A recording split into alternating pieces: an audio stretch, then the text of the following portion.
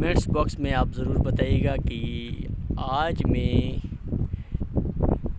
किस अनजान रास्ते की तरफ आपकी वीडियो बनाने के लिए निकला हूँ। अभी मैं कुछ नहीं बताऊँगा, इतना ही बता रहा हूँ कि अनजान रास्तों पर आपके लिए आपके चैनल टीटीवी सलमान दोदा पर एक बेहतरीन वीडियो, और लास्ट में मैं आपको मेन जो पॉइंट्स है वो बताऊंगा कि मैं इस वक्त कहाँ पहुँचा हूँ।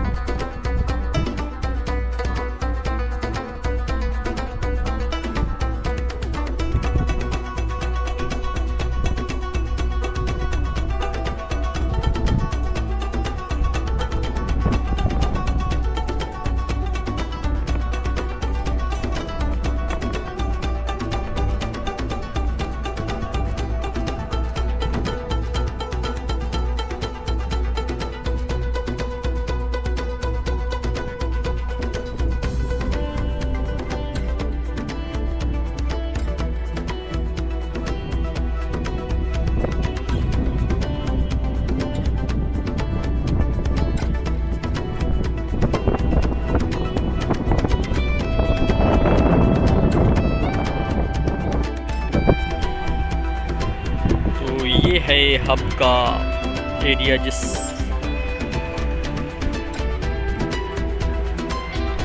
नाजरीन, इस वक्त मैं मौजूद हूँ हब के इस एरिया में। आप देख सकते हैं यहाँ पर एक कदीम मज़ार सलेमान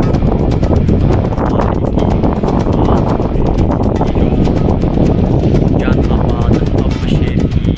जो आबादी है वो यहाँ से शुरू हो जाती है। बहुत ही ज़्यादा अक्सर यहाँ पर शाम के वक्त असर नमाज के बाद जितनी भी इर्द गिर्द की जो आबादियाँ होती हैं तो वो इस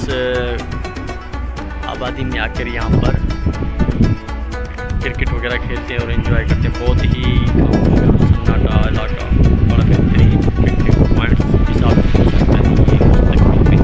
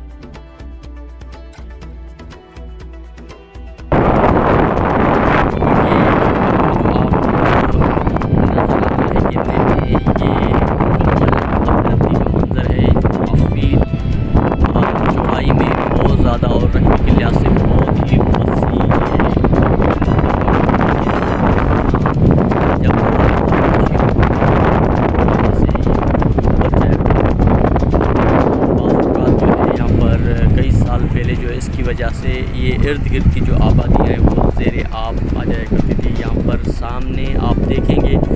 کہ یہ وہ واحد پل ہے جو کراچی صوبہ سندھ کو بلوچستان سے ملاتا ہے۔ یہ ہب سے ہوتا ہوا یہ آگے پھر آپ کو کوئٹہ، پھر افغانستان، چمن، یہاں سے پھر آگے آپ کو لے جاتا ہے۔ یہیں سے جو ہم گوادر اور باقی جو یہ سیپیک جو بلوچستان میں پڑ رہا ہے، اسی روڈ کے تھرو ہم گوادر، تربت اور باقی جو اضلاع ہیں بلوچستان کے، ہم اس سے ذریعے پہنچ سکتے ہیں۔ یہ ہب کی آبادی ہے یہاں پر بہت ہی بہترین، اور اس وقت جس جگہ میں موجود ہوں یہاں پر گورنمنٹ آف بلوچستان کی طرف سے یہ مغربی بائی پاس جو ہے یہاں پر شہر، کیونکہ ہب سٹی جو ہے بہت گنجان آباد ہو چکا تھا، تو یہ ہب شہر سے پہلے یہاں پر اس روڈ کو مغربی بائی پاس کے نام سے اس روڈ کو جو ہے گورنمنٹ آف بلوچستان تعمیر کر رہی ہے۔ اس وقت آپ دیکھ سکتے ہیں یہ روڈ جو ہے وہ ہب شہر سے پہلے ہی نکلتا ہے، اور یہاں سے جو ہے یہ روڈ نکلتے ہوئے ساکران، پھر یہ دریجی سائڈ پہ یہاں پر ایک بہت بڑی سیمنٹ فیکٹری ہے، تو وہاں پر یہ روڈ نکل جاتا ہے۔ اس بائی پاس کی وجہ سے جو ہے ہب شہر میں ٹریفک کا جو دباؤ ہے وہ بہت کم ہو جاتا ہے۔ شام کے ٹائم خاص کر بہت ہی پریشان کن حالات ہوا کرتے تھے، تو اس اقدام کی وجہ سے جہاں اس شہر کی ترقی میں اضافہ ہوا ہے اور ان بنجر زمینوں کی ویلیو بڑھی ہے، وہیں پر ہب شہر میں ٹریفک کا نظام بھی بہتر ہوا ہے۔ تو جی ناظرین، اس وقت جو ہے میں اس ایریے سے واپسی اپنے گھر کی طرف جا رہا ہوں، اور آج ایسے ہی گھومنے کے لیے گیا تھا، اور گمنام راستوں سے ہوتا ہوا، انجان راستوں سے ہوتا ہوا، ایک تو یہ ہوتا ہے کہ آپ کو پتہ ہو کہ کس راستے سے آپ نے چلنا ہے۔ بیسیکلی راستے تو ہمیں یہاں کے سب پتہ ہیں کہ کہاں سے کون سا راستہ کدھر سے نکلتا ہے، لیکن میرے کہنے کا مقصد یہ ہے کہ چونکہ یہاں پر بہت زیادہ جھاڑیاں وغیرہ اور اس قدر کی کانٹے اور راستہ بالکل دشوار، تو انجان راستے جو ہے میں اس کو اس لیے کہہ رہا تھا کہ یہاں پر جو ہے ایک سیدھا آپ کو راستہ نہیں ملے گا، ایک سیدھے سائڈ پہ جائیں گے تو پھر آگے آپ کو کانٹے آئیں گے یا کوئی کھڈا آئے گا، تو پھر آپ نے راستہ چینج کرنا ہے، پھر اس طرح بھٹکتے بھٹکتے آپ نے کسی سیف جگہ پہ جا کے پہنچنا پڑتا ہے۔ بیسیکلی یہاں پر کوئی صفائی ستھرائی نہیں ہے، ایک یوں سمجھ لیں ایک بہت بڑا جنگل ہے یہاں پر، پیچھے آپ بیک سائڈ پہ دیکھ سکتے ہیں، اس وقت بہت بڑا جنگل ہے یہاں پر، تو یہاں پر آگے نکل کے پھر یہ کراچی کا ایریا شروع ہوتا ہے۔ تو جی ناظرین، آج کی میری ویڈیو کیسی لگی کمنٹس باکس میں اپنے رائے کا ضرور اظہار کیجیے گا، اور جنہوں نے ابھی تک میرا یوٹیوب چینل سبسکرائب نہیں کیا وہ سب سے پہلے سبسکرائب کر لیں، بیل آئیکن کو ضرور پریس کریں تاکہ میری نئی آنے والی ویڈیو آپ کو بر وقت مل سکے۔